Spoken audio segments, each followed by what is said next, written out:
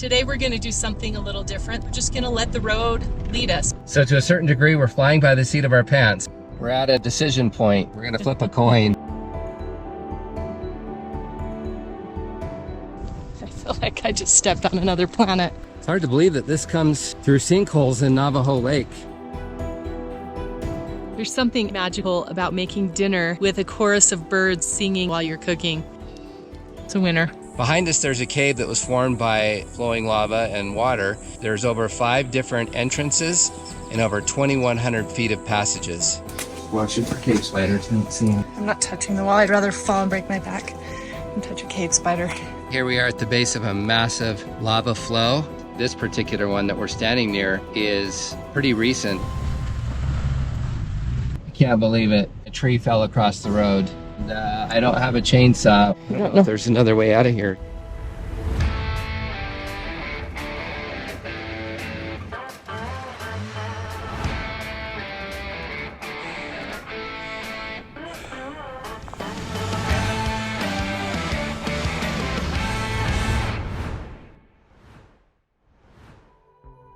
Hey folks, welcome to another Explore Adventure. Today's going to be an exciting day. There's a massive heat wave happening down in the valley where we live, and so we wanted to escape the heat, so we decided to head up to the beautiful, cool mountains of Utah.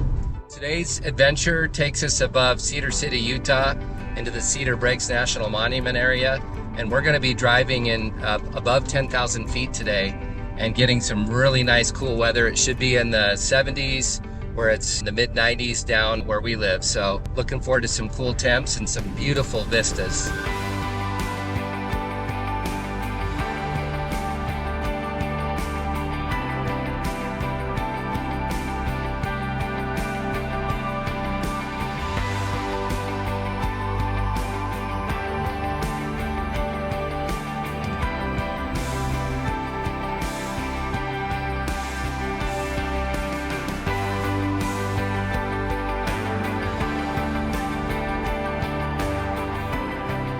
Today we're going to do something a little different. Normally we have an entire route planned out, but today we decided we're just going to let the road lead us. Wherever we feel like going is where we're going to go.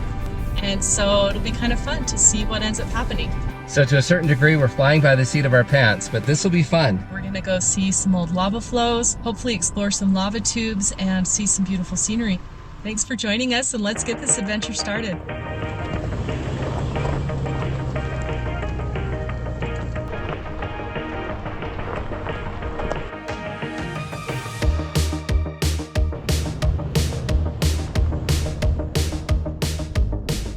We're at a decision point. This is a choose your own adventure. We're gonna flip a coin. If it's heads, we're gonna go right. If it's tails, we're gonna go left. All right, Okay, Jamie? Here's the coin. Okay, and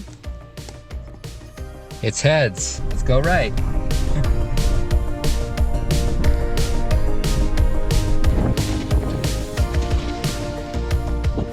so far I like going right. Pretty.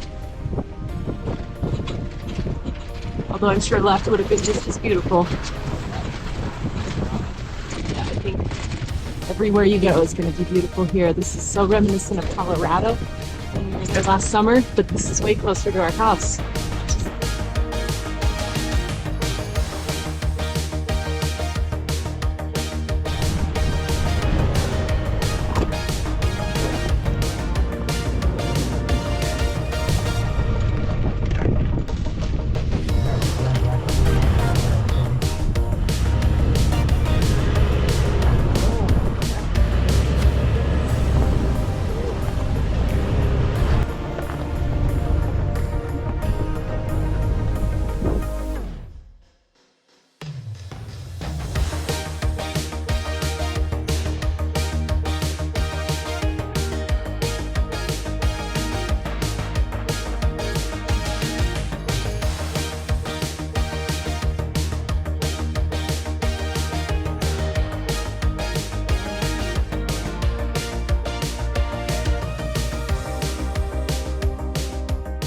Bristlecone pine trees are among the oldest living organisms on planet Earth. The oldest living bristlecone pine tree, called Methuselah, is 4,765 years old. In 1964, a scientist cut down a bristlecone pine tree, which was later named Prometheus, and found out that it had 4,862 rings, each ring representing a year, so the tree was almost 5,000 years old. Bristlecone pines grow at high elevations and they're often exposed to very harsh conditions. In fact, they have a defense mechanism where they will stop growing if it's a drought or the conditions are too harsh. And so that's partly why they live so long. And because bristlecone pines grow so slowly, it makes their bark thicker, which also makes them more hardy and tough. In very harsh conditions, they found bristlecone pine trees that have only grown 6 inches over 40 years. So after 40 years, they still look like little saplings. I got pitch on my finger from a bristlecone pine, and I just picked up a dandelion, started rubbing it on my hand, and all the pitch came off. So I just invented something that the Native Americans have known for over 2,000 years.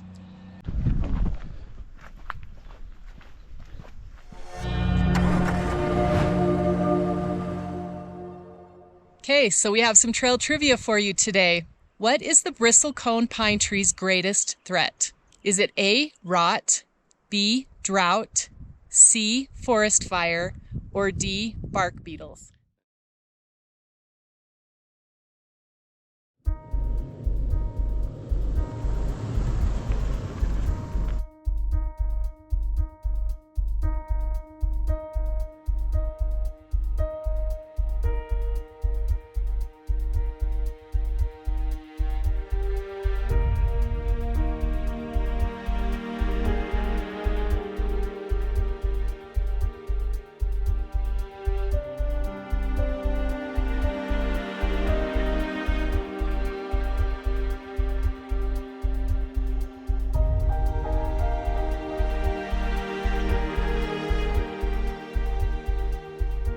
There's something really, not sure what the right word is, but just relaxing, but also kind of lonely about the sound of the wind whispering through the fir trees. I'm sure many of you have heard this sound. It's kind of a melancholic sound, but it's beautiful. I don't know how to describe it, but it's really, really cool. Oh, look at that view. Wow. That is beautiful. I feel like I just stepped on another planet. This is so cool. Wow, so beautiful.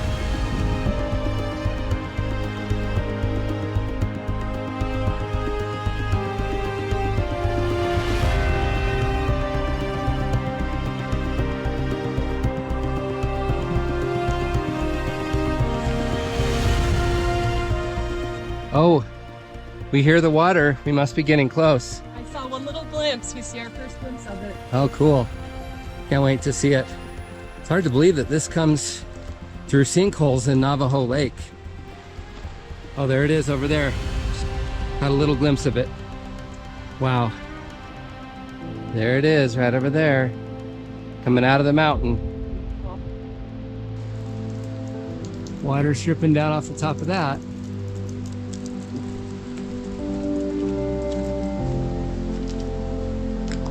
This is so cool.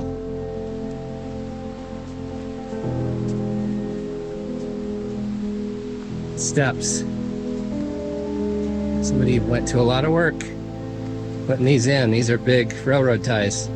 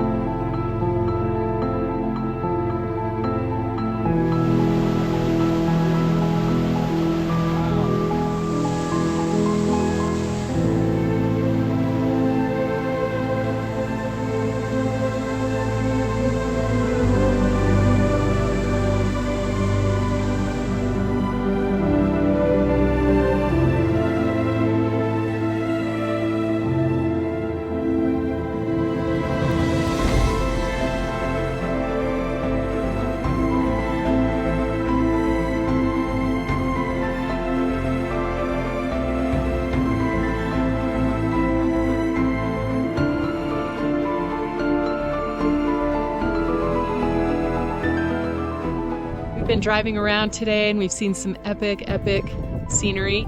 Right now we're at Cedar Breaks National Monument and we're at Sunset Point.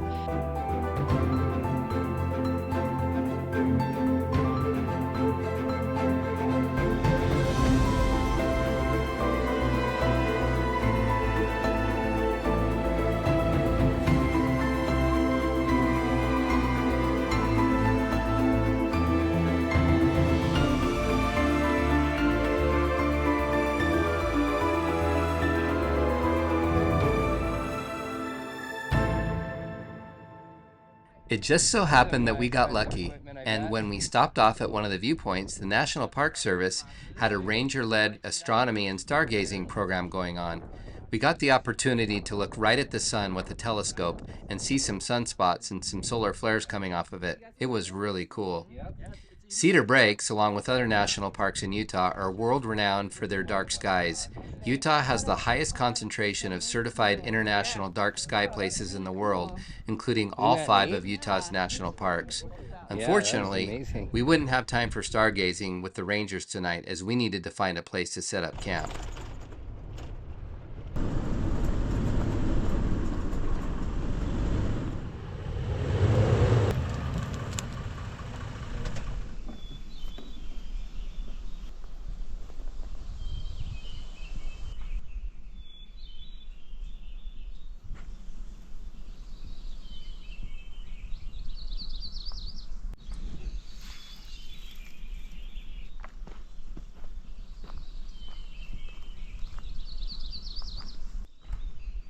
There's something absolutely magical about making dinner with a chorus of birds singing and serenading you while you're cooking. This is such a beautiful spot. I'm so glad that we found this.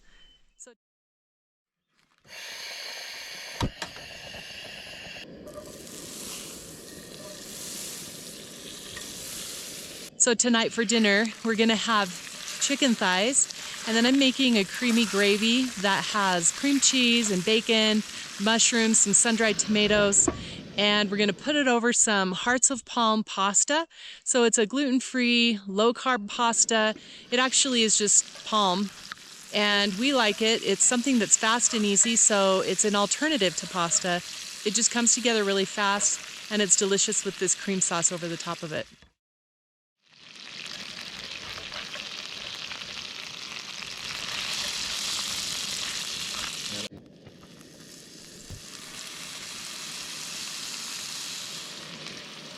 All right, in goes the garlic.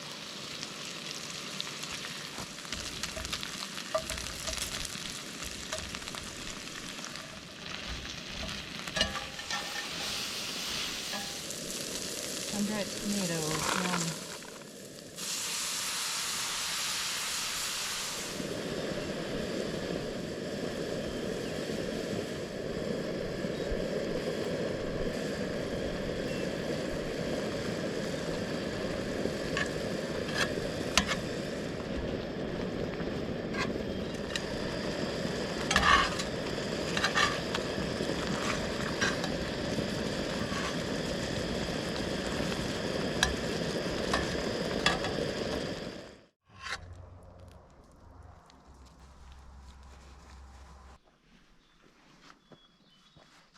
All right, Jamie, you're gonna try your masterpiece and Yeah. tell us what you think. There you go. It smells so good.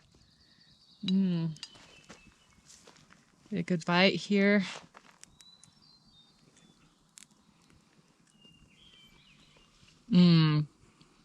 So good.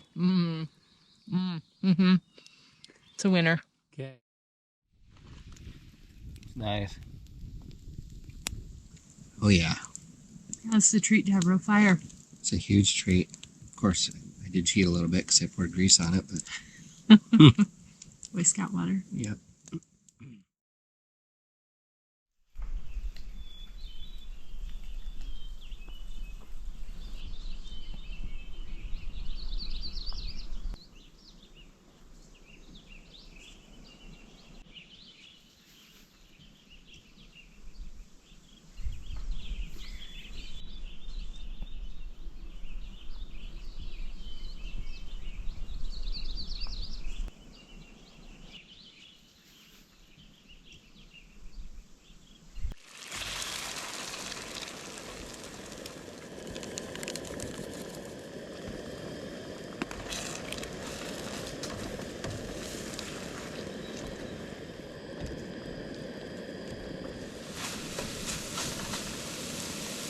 Time to eat.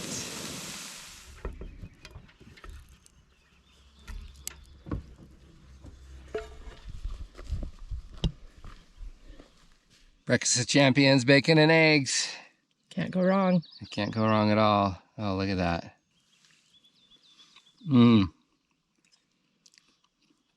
Why does it taste so good when we're camping? It's incredible. Mmm. Mmm. Nothing like bacon in the morning. So good. Yeah, this is a winner. Morning. Good morning. We had a wonderful night here in this beautiful camp, listening to the birds singing to us all night and all morning today. It's been wonderful. Yeah, I've never heard birds sing at night, but the birds around here sing most of the night. Yesterday we went and explored some gorgeous locations. We saw Cascade Falls. It's actually a falls that comes underground from Navajo Lake. Navajo Lake was created however many millennia ago by a volcanic eruption where lava blocked Duck Creek and formed a lake. And there was no outlet to the lake because of the lava flows, and so the water worked its way through the soft porous limestone underground and found its way out on those cliffs that we saw yesterday. So today we want to go back in time and see how it all began. So we're going to go find some lava flow fields and we're going to go see lava tubes. We hope we can get into the lava tube and do some exploration. Let's go.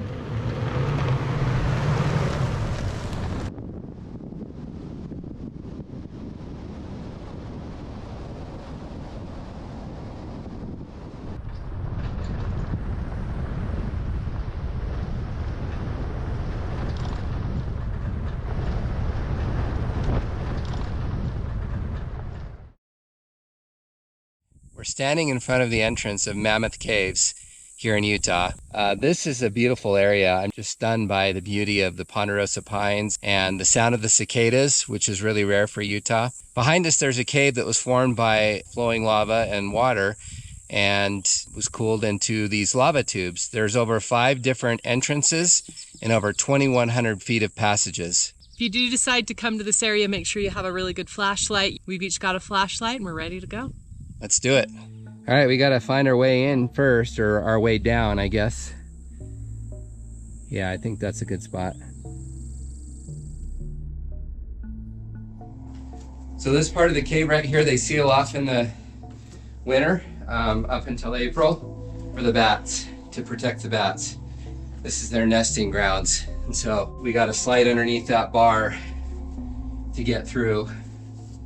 And it is dark back in there. Woo! Do the limbo. Yeah. Limbo lower now. All right, get that headlamp on. I can see why they say that flashlights on your phones aren't gonna cut it. There's no way. This cavern is so big back here.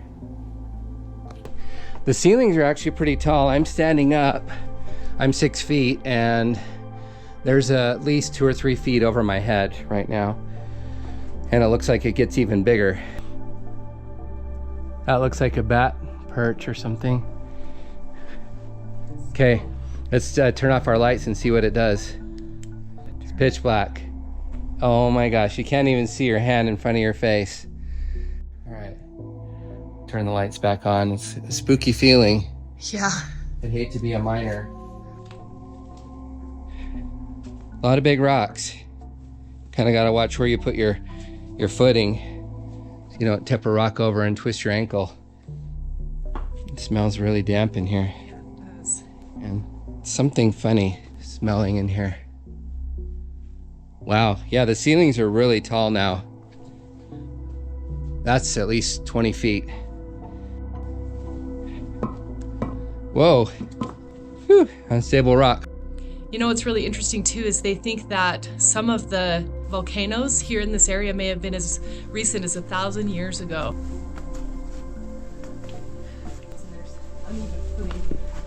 Yeah, definitely a lot of ankle breakers. Could bust an ankle big time in here. Yeah. So you got to be careful.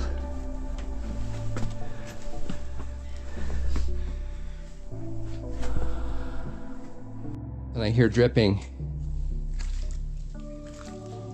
Jamie, what would you do right now if your light went out? I'd be panicked. We're far back in here. Yeah, good thing you have a light. Good thing we have 2 lights. I should have brought an extra light. Oh, my shoes are sticking on the mud. Maybe we ought to turn around. It's getting like quicksand mud. Ooh.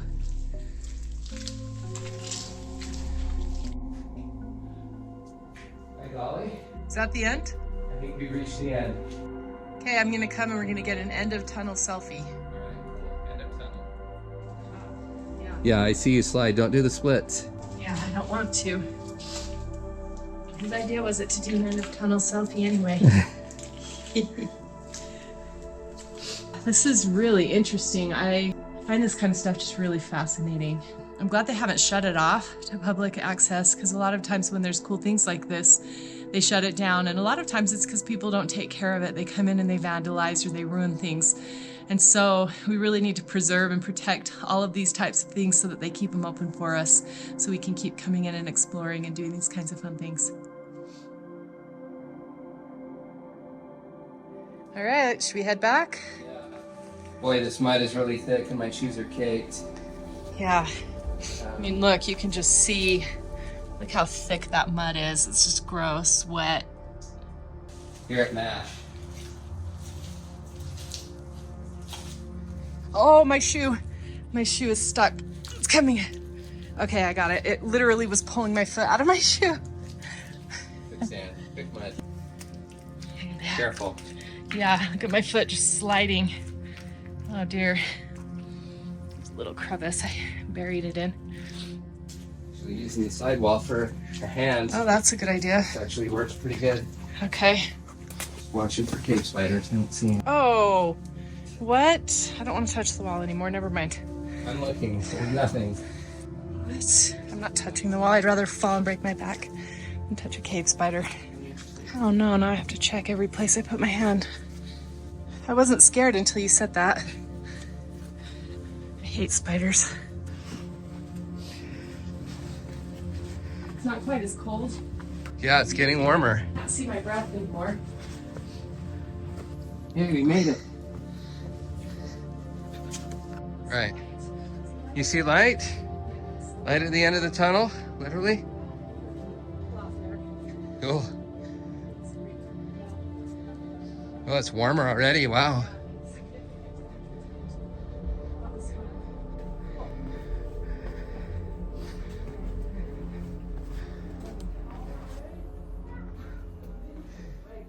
That was fun.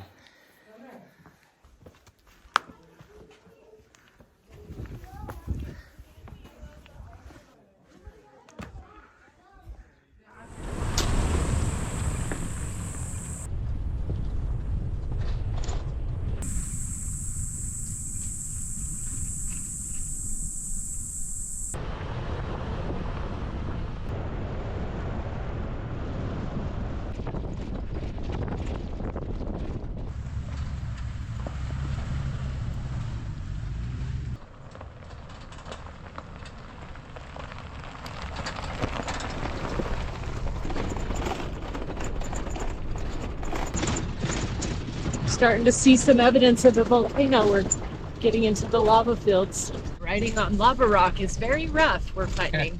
We haven't aired down yet on this trip. We should air down right now, but this is kind of our last little hurrah before we head home, so we're kind of being lazy about it. But so far so good, but we could probably go a little bit smoother if we air down.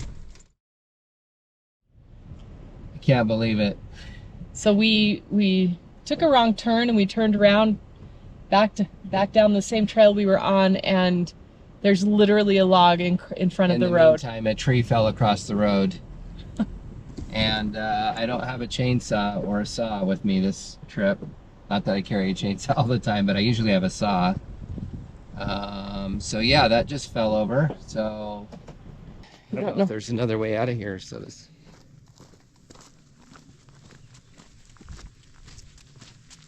Could maybe winch it out. Yeah, we'd have to winch this one though. This side is shorter. See over here, it's shorter. Yeah, it's a monster. Could we go around? Yeah, I can see all the trees down there that just got hit, all those aspens. Yeah. I mean, they were alive, 'cause they're not wilted, so anyway. Probably driving along the road loosened it. Looks like this just got so rotten, it just tipped over.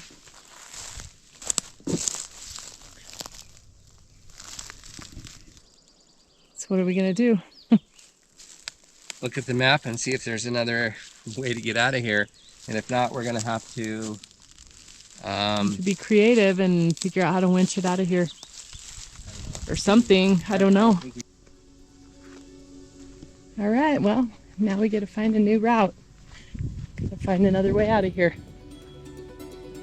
It looks like if we turn around and head straight south, there would be a way to get out of here.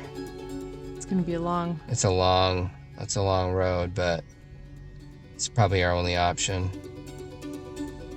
Okay, well, that's what we're gonna have to do. Okay, here we go. Well, I have to say that's a first for us. We've never had a log fall in front of our path and block us in. No. I mean, it's one thing if you're on the other side of the log and you can't go farther, but we're actually trapped inside. We've had a lot of things happen on the trail, but not this. Yeah. Hey, we're at a fork. We gotta make sure we go the right way. Not rolling the dice this time. We go left. You know, what's really unnerving is we've got back to the point where we had turned around, where we realized we had taken the wrong road. And we turned around and went back, and that's where we saw the deadfall. We were less than 5 minutes away from the deadfall. So, I mean, we literally missed that thing falling on us within minutes. Could have landed on us, yeah. So at least that didn't happen. That would have been worse. Yeah.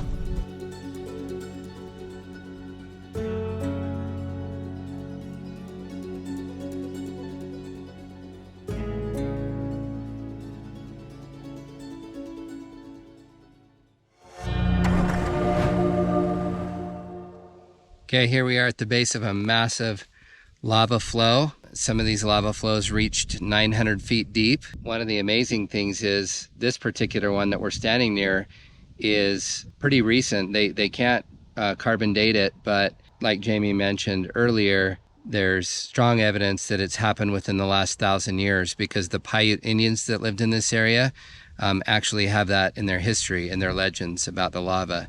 The other really cool thing is in this area, there are over 25 different volcanoes where this lava came from. So we have some trail trivia for you today.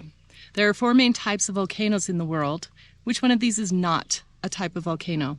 A, shield, B, lava dome, C, mound bloom, or D, cinder cone.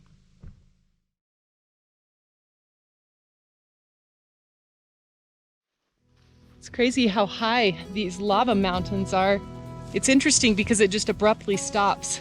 So you can really imagine what it would have looked like when the lava was hot and flowing. You can just picture it just creeping along the landscape and then cooling and just coming to a stop, because it's literally just a very abrupt stop between the lava and then just the regular terrain.